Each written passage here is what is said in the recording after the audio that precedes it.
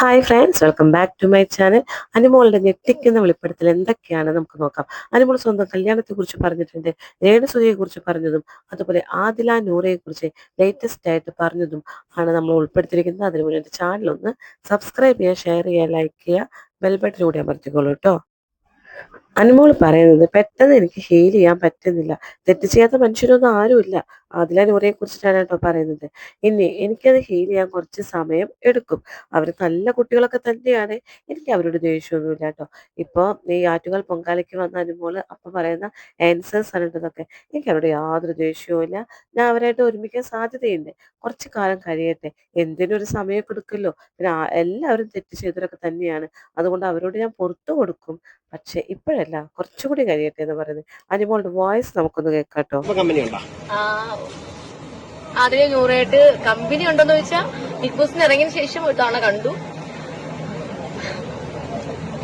ഒരുപാട് പേര് ചോദിക്കുന്നുണ്ട് അതിൽ നൂറയുടെ കാര്യം, അതിനെ കുറിച്ച് എന്താണ് പറയാറ്? ടൈം വേണം,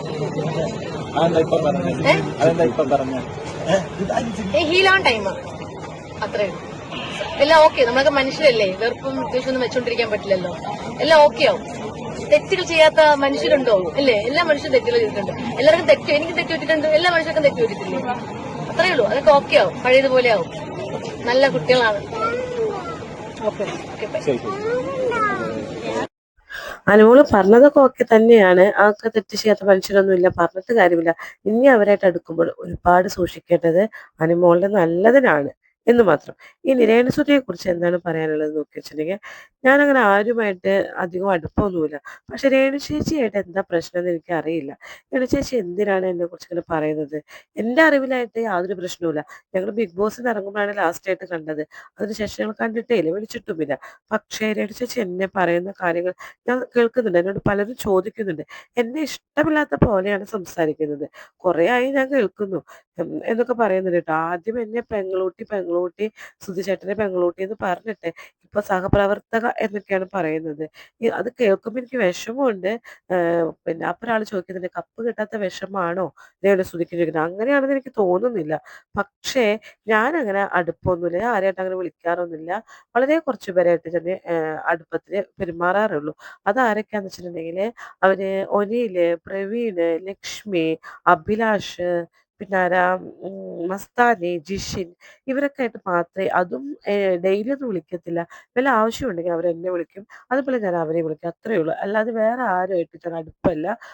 ബിന്നി എന്നെ വിളിച്ചിരുന്നു, ആ പ്രോഗ്രാമിനെ വിളിച്ചിരുന്നു, പക്ഷെ എനിക്ക് പോകാൻ പറ്റിയിട്ടില്ല എന്നൊക്കെ പറഞ്ഞ് അനുമോള് പറയുന്നുണ്ട്. ആ വോയിസ് കൂടി നമുക്ക് കേട്ടിട്ട് വരാം. ബിഗ് ബോസിന്ന് കോണ്ടാക്ട് കീപ്പ് ചെയ്യുന്ന വെച്ച് കഴിഞ്ഞാല് അങ്ങനെ ആവശ്യത്തിന് മാത്രം ഒരു ഹായ് ബൈ, ഇടയ്ക്കൊക്കെ ജസ്റ്റ് എന്തെങ്കിലും മെസ്സേജ് അയക്കും. അങ്ങനെ അങ്ങനെ എപ്പോഴും ഇങ്ങനെ ഡീപ്പായിട്ട് ഭയങ്കര കോൾസും മെസ്സേജസും ഒന്നുമില്ല.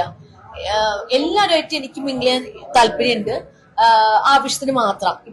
ഇപ്പൊ പോലും ഉള്ളതെന്ന് പറഞ്ഞാൽ നമ്മുടെ ലക്ഷ്മി, പിന്നെ പ്രവീൺ, മസ്താനി, ഒനീലേട്ടൻ, അഭിലാഷ്, നെവിൻ, ജിഷിൻ ചേട്ടൻ, ഇവർ ഇത്രയും പേരായിട്ടാണ് ഞാൻ കോണ്ടാക്ട് നമ്പർ ഉള്ളതും ഇടയ്ക്ക് മെസ്സേജ് അയക്കുന്നവർ മാത്രമേ ഉള്ളൂ. രേണുസുതിക്ക് എന്താ എപ്പോഴും ചേച്ചിയുടെ കാര്യം പറയുമ്പോഴത്തേനും ഒരു ഭയങ്കര വ്യത്യാസം പോലെ അല്ലെ? പുള്ളിക്കാരത്തി ചേച്ചിയെ പറ്റി പറയാൻ വലിയ കംഫർട്ടബിൾ അല്ല. എന്താ ചേച്ചിക്ക് ഇത് രേണുസുതിക്ക് ചേച്ചിയോട് എന്തെങ്കിലും പ്രശ്നമുണ്ടോ? അല്ല, എന്നാ ചേച്ചി പറഞ്ഞ ചേച്ചിന്റെ കാര്യം പറയുമ്പോൾ മോശം അഭിപ്രായമാണ്. അതെന്താ അങ്ങനെ? എനിക്കറിഞ്ഞൂടാ, സത്യമായിട്ട് നിങ്ങൾ തമ്മിൽ എന്തെങ്കിലും പ്രശ്നമുണ്ടോ? ഇല്ല, ഒരു പ്രശ്നമില്ല. എന്റെ അടുത്ത് കുറച്ച് പേരെടുത്ത് ചോദിച്ചു, പേഴ്സണലായിട്ട് ചോദിച്ചിട്ടുണ്ടായിരുന്നു എന്തെങ്കിലും പ്രശ്നം. ഒരു പ്രശ്നമില്ല, എന്റെ അറിവില് എനിക്ക് പുള്ളിക്കാരിക്ക് ഒരു പ്രശ്നമില്ല. അതാ ഞാൻ പറയുന്നത്. എന്താ പുള്ളിക്കാരിക്ക് എന്തെങ്കിലും പ്രശ്നമുണ്ടോ എന്ന് എനിക്കറിയില്ല. എനിക്ക് എന്തായാലും എന്റെ അറിവിലൊരു പ്രശ്നമില്ല. എന്തെങ്കിലും പ്രശ്നമുണ്ടോ? എനിക്ക് ഒരു പ്രശ്നമില്ല, ഉണ്ടെങ്കിൽ ഞാൻ പറയില്ലേ. എനിക്ക് ഒരു പ്രശ്നം, അതാണ് ഞാനും ആലോചിക്കുന്നത്. ബിഗ് ബോസിന് ഇറങ്ങുന്ന അന്നാണ് ലാസ്റ്റ് കാണുന്നത്, ആ സമയം വരെ ഒരു പ്രശ്നം ഉണ്ടായിരുന്നില്ല. ഇനിയിപ്പോ അത് കഴിഞ്ഞിട്ട് എന്തെങ്കിലും ഞാൻ അറിയാന്നുണ്ടെങ്കിൽ പ്രശ്നം ഉണ്ടായോ എന്ന് എനിക്കറിയില്ല. എനിക്കൊരു പ്രശ്നമില്ല.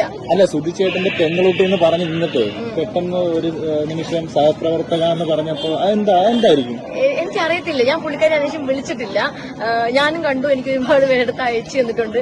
ഞാൻ എന്താ പറയണ്ടേ, പുള്ളിക്കാരത്ത് ചോദിക്കുന്നതിന് പുള്ളിക്കാരി ആൻസർ പറഞ്ഞു. പക്ഷെ എന്താ പ്രശ്നം എന്ന് എനിക്ക് അറിയത്തില്ല.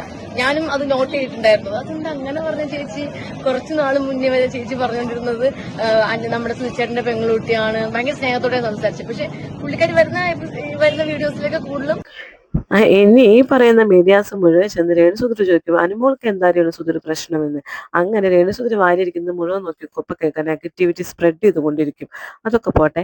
ഇനി അനുമോൾ പറയുന്നത് എന്താ വെച്ചാൽ ഇനി പുതിയ അനുമോള് വരാൻ പോവുകയാണ്. അക്ബർ, അനീഷ് ഒക്കെ വരും. ഇനി ആരൊക്കെ പോവാൻ പോവുകയാണ്, ഞങ്ങൾ ഞങ്ങളുടെ തിരക്കുമായിട്ട് ഇങ്ങനെ പോവും എന്ന് പറയാണ്. അപ്പോൾ ചോദിക്കുന്നുണ്ട് അനീഷിന് മെസ്സേജ് അയക്കാറുണ്ടോ ചോദിക്കുന്നുണ്ട് കേട്ടോ. അനീഷൊന്നും ഞാൻ മെസ്സേജ് അയക്കാറില്ല. ഈ അടുത്ത കാലത്തൊരു പ്രശ്നം ഉണ്ടായി, PR വർക്ക് ആരുടെയോ PR ചെന്നിട്ട് അനീഷിനെ ചൊറിഞ്ഞുവെന്നോ ഒക്കെ പറഞ്ഞ് കേസ് കൊടുത്തു. അനീഷേട്ടൻ കേസ് കൊടുത്തപ്പോൾ ഞാൻ അറിഞ്ഞു. പക്ഷെ ഞാൻ അനീഷേട്ടനൊന്നും മെസ്സേജ് അയക്കാറില്ല, ആരുമായിട്ട് ഞാൻ കോണ്ടാക്ട് ഇല്ല അധികം എന്നൊക്കെ പറയുന്നുണ്ട് കേട്ടോ. നമ്മൾ പുതിയ പുതിയ വഴികൾ നോക്കി പോകുന്നു. അനുമോളുടെ വോയിസ് കേട്ടിട്ട് നമുക്ക് വരെ. നമ്മുടെ അനീഷ് ഏട്ടൻ്റെ ഇപ്പൊ കോണ്ടാക്ട് ഉണ്ടോ? ബിഗ് ബോസ് അനീഷ് അനീഷേട്ടായിട്ട് കോണ്ടാക്ട് ഇല്ല. ഇല്ല, ഞാൻ ഉള്ളാരും പറയല്ല, എനിക്ക് അനീഷേട്ടായിട്ട് കോണ്ടാക്ട് ഇല്ല. പുള്ളിക്കാരൻ എന്റെ പുള്ളിയുടെ അക്കൗണ്ടിൽ കയറി മെസ്സേജ് അയക്കുന്നുണ്ടായിരുന്നു. നെഗറ്റീവ് കമന്റ്സ് ഒക്കെ വരുന്നുണ്ട് പുള്ളി. ഞാനോ? അല്ലല്ല വേറെ ആൾക്കാരൊക്കെ എന്റെ PR അതോട് പോയി. എന്റെ PR അത് ഞാനും അറിഞ്ഞു. എന്റെ ഒരുപാട് പേര് ചോദിച്ചു അനീഷയുടെ എന്തോ കംപ്ലൈന്റ് എന്തോ കൊടുത്തിരുന്നു, ആരുടെ PR ഒക്കെയാണ് ചെയ്യുന്നത്. എനിക്കറിയത്തില്ല. എനിക്ക് അനീഷന്റെ ഒരു ദേഷ്യമില്ല. പുള്ളിക്ക് എന്തെങ്കിലും ദേഷ്യം ഉണ്ടെങ്കിലേ ഉള്ളൂ. പക്ഷെ എനിക്കൊരു ദേഷ്യം. എനിക്ക് ബിഗ് ബോസിൽ ഇറങ്ങി അന്നത്തോട് കഴിയുമ്പോൾ 3 മാസം പുതിയ ബിഗ് ബോസ് തുടങ്ങാൻ വേണ്ടി പോവാ. ഏപ്രിലോ മെയ്യിലോ ജൂണിലോ എന്തോ സ്റ്റാർട്ട് ചെയ്യും പുതിയ ബിഗ് ബോസ്.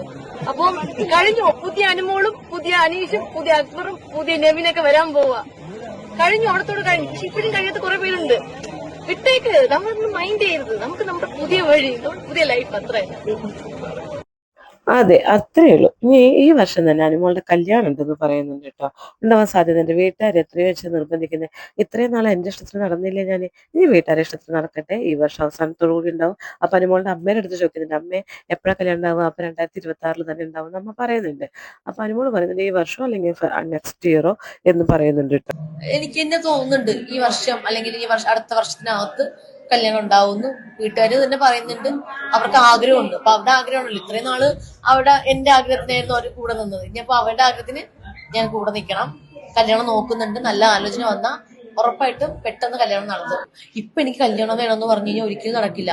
നാളെ എന്റെ കല്യാണം നടത്തണമെന്ന് പറഞ്ഞാൽ ഒരിക്കലും നടക്കില്ല. അപ്പൊ നമ്മൾ എത്ര വാശിക്ക് ആ കല്യാണം നടത്തിയാലും അത്ര ആ വാശിക്ക് നടന്നാൽ അത് പിന്നെ തകരം പറഞ്ഞേ പോവുള്ളൂ. അപ്പൊ അതിനൊരു സമയമുണ്ട്. അപ്പൊ എനിക്കിപ്പം ഈ ഒരു വർഷം അതിനോട് സമയം നോക്കുന്നുണ്ട്. അപ്പം എത്രയും പെട്ടെന്ന് ഞാൻ അനുമോൾക്ക് നല്ലൊരു ചെറുക്കനെ കിട്ടട്ടെ അല്ലേ. Okay, thank you.